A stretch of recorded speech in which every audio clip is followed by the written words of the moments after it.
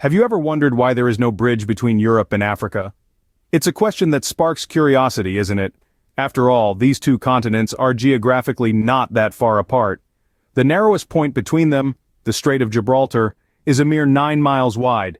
Yet despite this relatively short distance, no bridge connects them. Why is that? It's not a straightforward answer, but rather a complex interplay of three main reasons: geographical challenges, political complications, and economic factors. The geographical challenges include the deep waters of the strait, the strength of its currents, and the seismic activity in the region. The political complications involve international relations, security concerns, and legal issues. The economic factors relate to the immense cost of such a project and questions about its financial viability. In the next few minutes, we will delve into these factors to understand why this seemingly simple construction project remains a dream. Scene script. Firstly, let's talk about the geographical challenges. The Strait of Gibraltar, the narrow body of water connecting the Atlantic Ocean to the Mediterranean Sea, is the geographical divide between Europe and Africa. This strait, while only about 8 miles wide at its narrowest point, is far from a simple channel. The depth of the water varies greatly, reaching depths of over 900 feet. This uneven seafloor would make the construction of bridge pylons a Herculean task. Furthermore, the Strait of Gibraltar is not a placid, tranquil body of water. Powerful currents surge through this narrow channel, driven by the larger movements of the Atlantic and Mediterranean. These currents would not only pose challenges during construction, but they would also exert constant force on the completed bridge, requiring a level of structural resilience beyond what most bridges encounter. In addition to these water-related challenges, the area is also a hotbed of seismic activity. The region is crisscrossed with fault lines, and earthquakes are a regular occurrence. Any bridge spanning the strait would not only need to withstand these seismic events but also remain safe for use in their aftermath. Finally, and perhaps most importantly, we must consider the impact on marine life. The Strait of Gibraltar is a vital migration route for many species of whales and dolphins. The construction and presence of a bridge could disrupt these migration patterns and have unforeseen consequences on the wider ecosystem. Even the lighting on such a bridge could pose a problem. Many marine species are sensitive to light pollution, and a brightly lit bridge could disrupt their natural behaviors. And this is just the tip of the iceberg when it comes to the potential environmental impact. A construction project of this magnitude would undoubtedly have far-reaching effects, many of which we may not even be able to predict. As we can see, the geographical challenges alone pose significant barriers to the construction of a bridge. The second factor we need to consider is the political landscape. There's no denying that politics plays a crucial role in any large-scale project, and a bridge between Europe and Africa is no exception. Let's start with the basics. A bridge of this magnitude would span multiple jurisdictions, including Spain, Morocco, and potentially the United Kingdom, due to Gibraltar's strategic location. Each of these nations has its own set of regulations, procedures, and interests. Now imagine trying to harmonize all these different legal frameworks to agree on constructing and managing a bridge. It's a bit like trying to conduct an orchestra where each musician plays by their own rules. Moreover, disputes over control and use of the bridge could arise. Who would own the bridge? Who would be responsible for its maintenance? How would tolls be distributed? These are not just hypothetical questions, they are real issues that could lead to conflicts and disagreements. Then we come to security concerns. In an era where national security has become paramount, a bridge connecting two continents could be seen as a potential risk. This is not to mention the challenges of policing such a structure, preventing illicit activities, and ensuring the safety of those using the bridge. Additionally, the political stability of the regions involved cannot be overlooked. Changes in government, shifts in policies, or unforeseen political events could all throw a wrench in the works, delaying or even halting the project completely. In essence, the political landscape is like a complex puzzle. Each piece, whether it's jurisdictional issues, disputes over control, or security concerns, must fit perfectly for the project to succeed. And as we all know, putting together a puzzle can be a time-consuming and challenging task.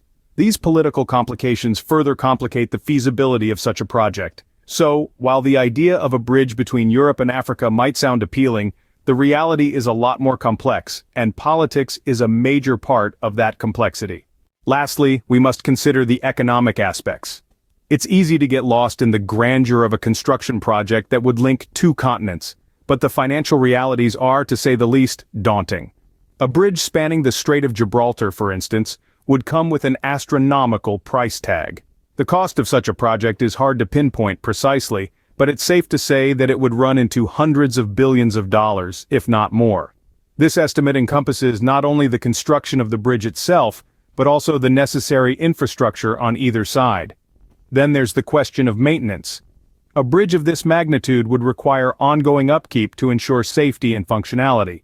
This includes regular inspections, repairs, and replacements, all of which come with substantial costs. Potential return on investment is another key consideration.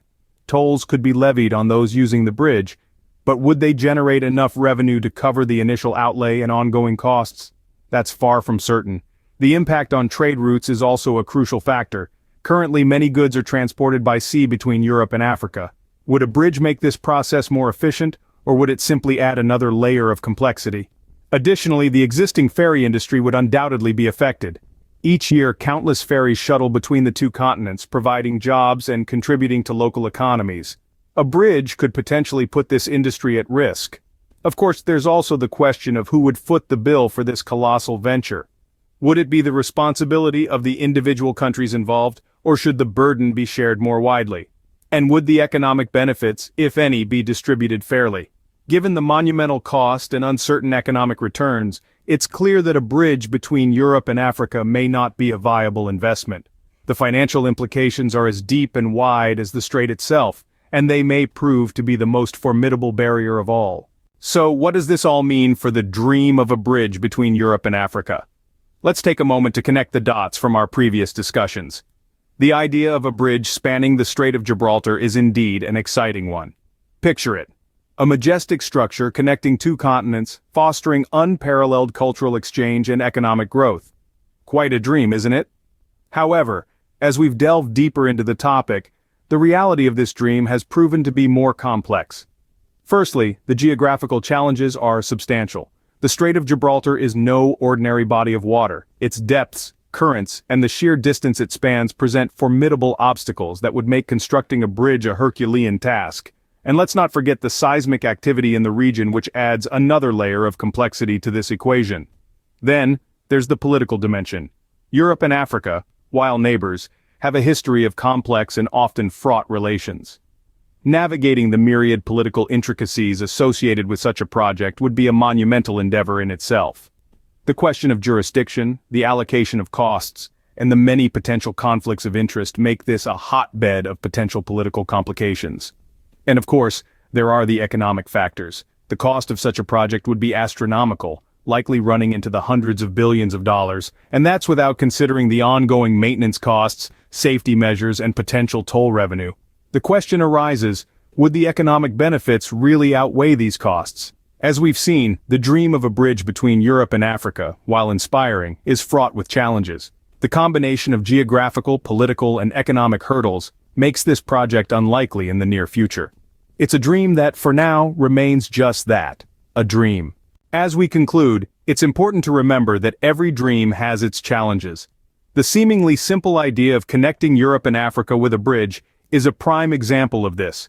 The geographical hurdles, political complications, and economic factors we've discussed all contribute to the complexity of this dream. The strait's unpredictable weather, the tectonic activity, and the depth of the water all pose significant geographical challenges. Politically, the differing interests and priorities of the countries involved make consensus difficult. Economically, the staggering costs, and the question of who would bear these costs remain significant obstacles. Yet, these challenges shouldn't discourage us from dreaming or questioning. They should serve as a reminder that every dream comes with its set of obstacles, but it's through questioning and exploring that we expand our understanding and grow. And even though there is no bridge between Europe and Africa, the connections between these continents continue in countless other ways. Thank you for watching, and join us next time as we explore. Please do like, share, and subscribe to my channel. Thanks for watching.